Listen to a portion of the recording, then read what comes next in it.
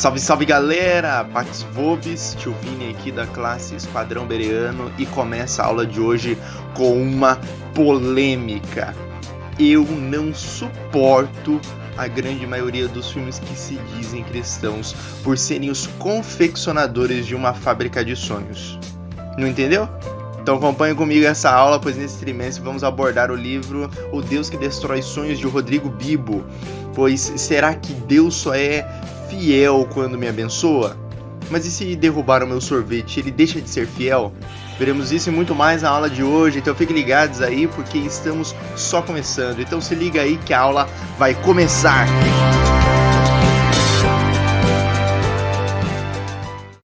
Então vamos lá! Lição número 2, a fábrica de sonhos ou a teologia da Xuxa? Entendeu nada? Então vamos lá, vamos começar que você vai começar a entender.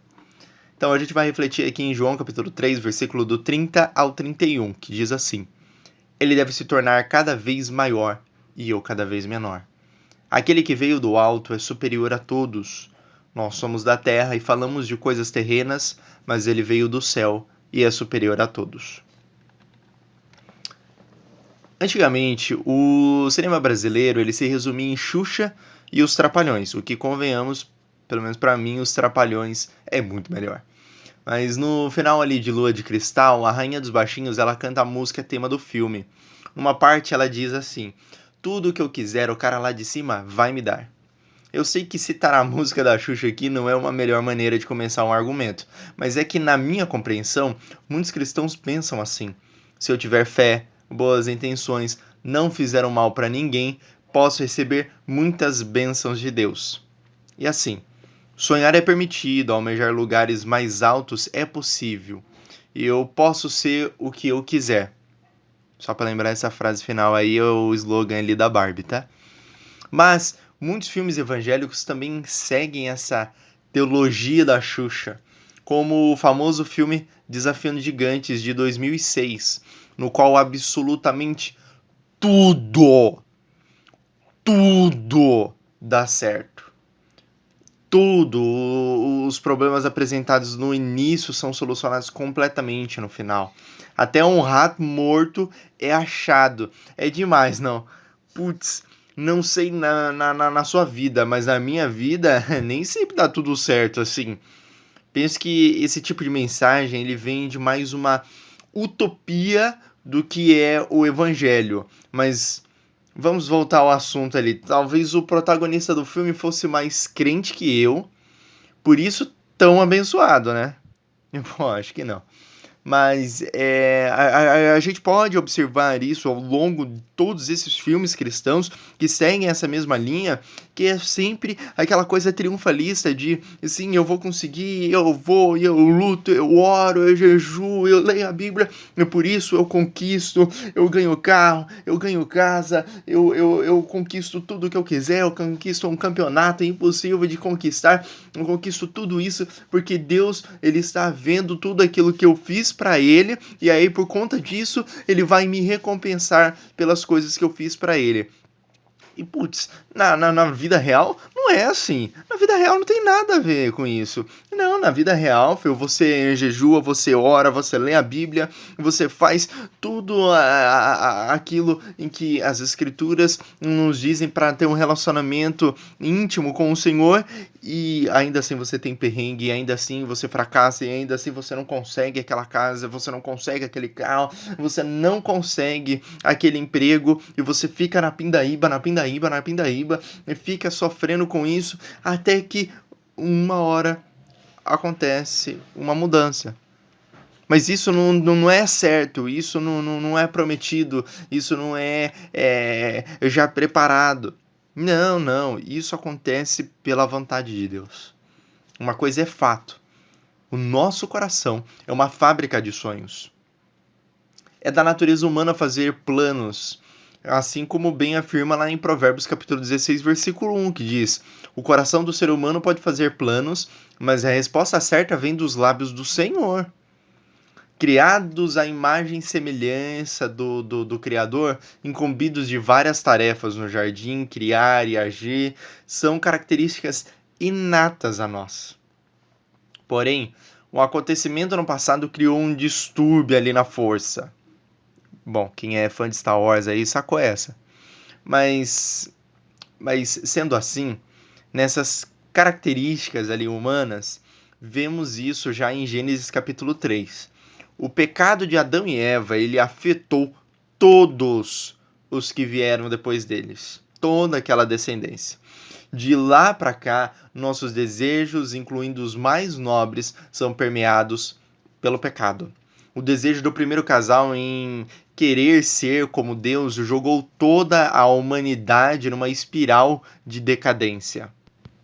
Seguindo aí as palavras de Michael Horton no livro Simplesmente Crente por uma Vida Cristã, ele diz assim: nossa paixão pela vida e pela realização e nosso desejo de lutar por um alvo ousado foram essencialmente criados em nós por Deus.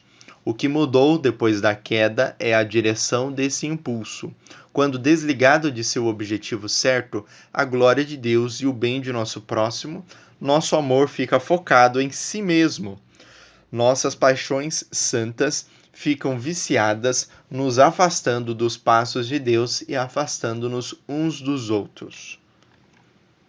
Logo, o ser humano não usa mais sua vontade para viver em harmonia com Deus e o próximo. Então, ele usa ali para satisfazer seus anseios. Ao sondar os nossos sonhos, percebemos que eles geralmente só ali contemplam a nossa vida. Nosso senso de comunidade e a responsabilidade mútua ali é abafado por nossos caprichos e necessidades. Vivemos mais ou menos ali a seguinte dinâmica: sigo levando a minha vida, lutando por um lugar ao sol para ser alguém e chegar ao topo, e vou pedindo a bênção de Deus. Ou como dizem, fé em Deus e pé na tábua. No fundo, o que nós realmente queremos é um abençoador, em que não seja intrometido. Nós queremos servir a Deus do nosso jeito e com os nossos termos. Isso lembra muito o conceito ali do deísmo moralista terapêutico, que ele é desenvolvido lá pelo sociólogo Christian Smith, para indicar a compreensão ali que os jovens norte-americanos têm sobre Deus e o conjunto ali de crenças que nutrem. É interessante que o grande escritor ali, Timothy Keller, no livro ali Deuses Falsos, ele resume bem essa tese aí do Smith, que é: Deus abençoa e leva para o céu aqueles que tentam viver bem e decentemente. E essa aí é a crença moralista. O objetivo central da vida não é se sacrificar ou negar a si mesmo, mas ser feliz e se sentir bem consigo mesmo, que é a crença terapêutica. Embora exista e tenha criado um mundo, Deus não precisa estar particularmente isso envolvido em nossa vida, exceto quando há um problema. E aí, isso é deísmo. Essa crença que o Smith detectou ali nos jovens norte-americanos não difere praticamente em nada ali do que vivemos aqui no Brasil. É nítido que a maioria dos cristãos vive um cristianismo ali personalizado, voltado para satisfazer as suas demandas e vontades, sem a mínima noção ali do conteúdo da fé bíblica e da real vontade de Deus. O que nós queremos é nos dar bem nesta e na outra vida também. Veja bem, ó.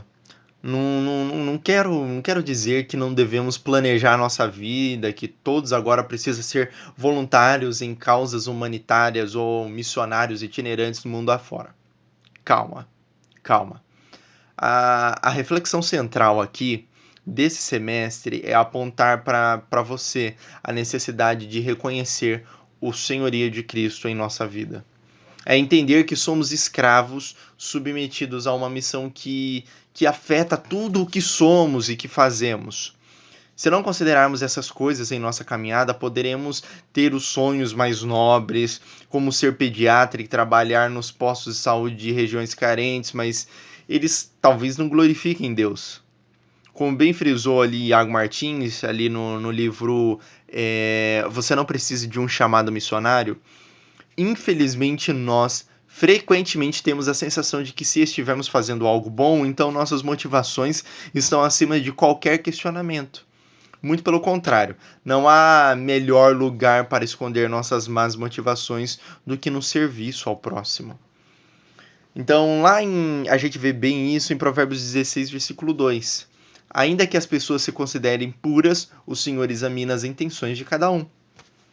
Aquele que sonda ali o nosso coração conhece as nossas motivações e acredite, se não nos dobrarmos ao Senhor, seremos conduzidos pela ambição e nossas motivações serão más, mesmo que à primeira vista pareçam boas.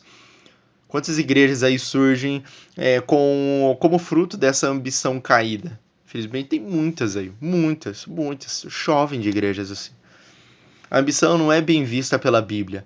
Ela é o oposto ali de um coração sábio e é de uma procedência mundana e demoníaca. Isso aí é dito lá em Tiago 3, do versículo 13 até o 18. Diz assim: se vocês são sábios e inteligentes, demonstrem isso vivendo honradamente, realizando boas obras com a humildade que vem da sabedoria.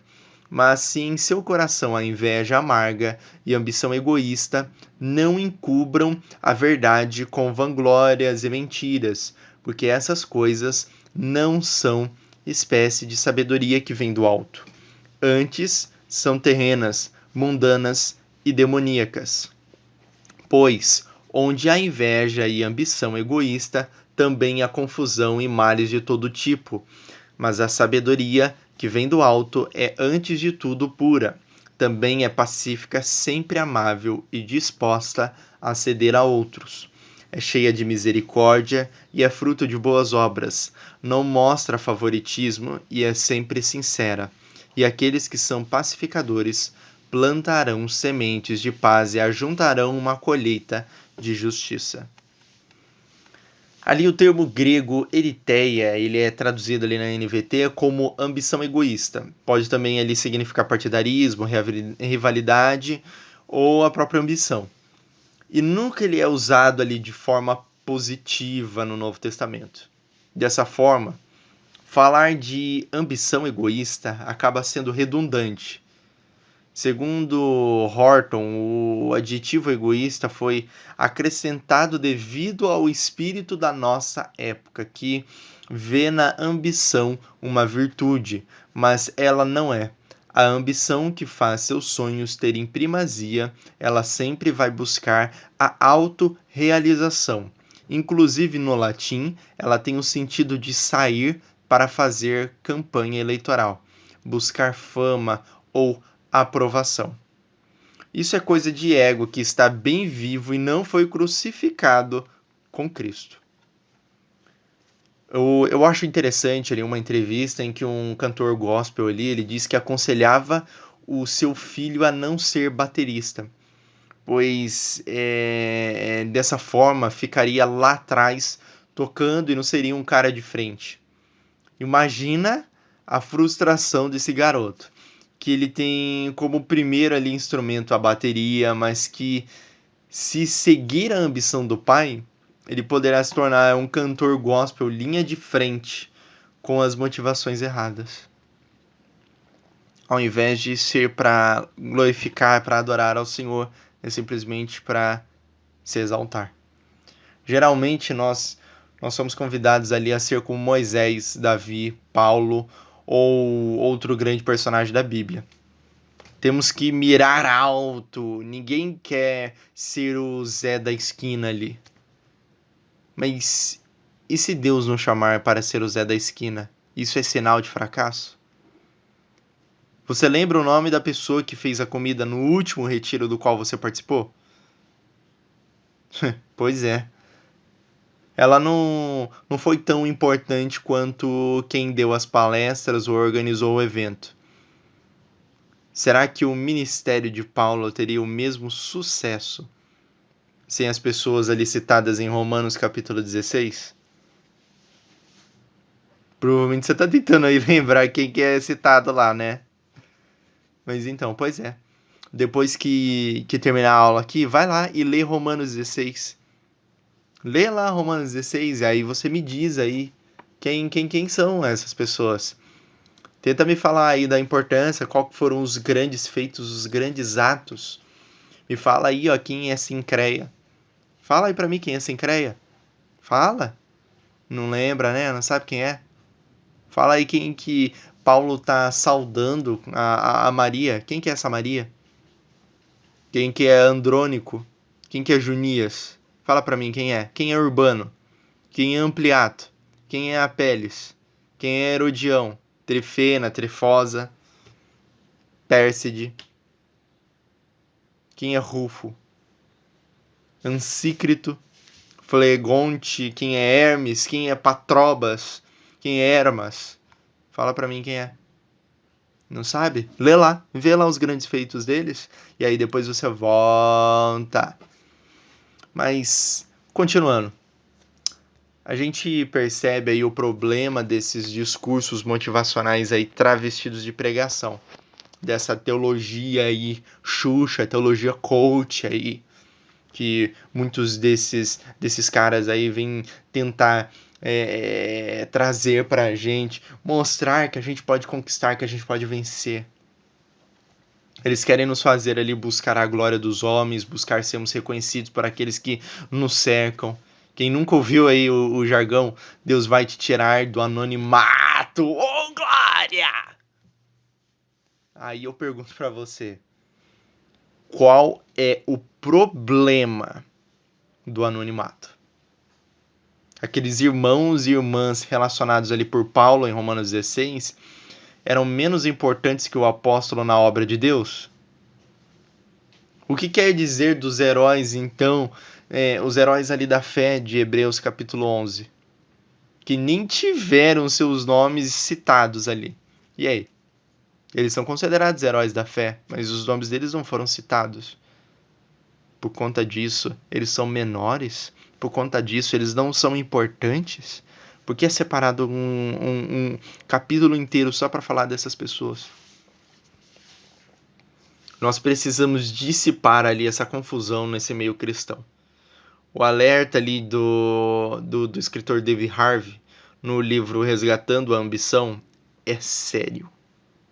Olha o que ele diz. Em nossa superestimada perseguição de glória própria, colocamos-nos no caminho da ira de Deus. É forte, hein? É forte, hein? Sentiu essa? É por isso que eu estou cada vez mais convencido de que precisamos declarar essa falência dos nossos sonhos, planos, projetos permeados pela essa cultura do self, do meu eu. Você quer saber um pouco mais disso? Então eu vou detalhar isso na próxima aula, que você não pode perder. Você não vai querer perder, né? Então acompanha com a gente aí nessa próxima aula. Essa aula está terminada, acabou por aqui, mas você não vai embora porque você não deixou aí o seu like, você não se inscreveu aqui no canal, né? É ligeiro, mas é por isso que você vai fazer isso agora. Dá um like aí, se inscreve aí no canal da Igreja Presbiteriana Ebenezer e acompanha muito mais disso nessas próximas aulas. Nesse trimestre inteiro vamos discutir aí o livro O Deus que Destrói Sonhos de Rodrigo Bibo, então você não pode perder, então acompanhe isso e muito mais com a gente, dá essa força aí pra nós, porque a gente vai continuar aí falando muito mais nessas aulas nessa escola dominical. Então acompanha mais aí com a gente, valeu, falou e tchau!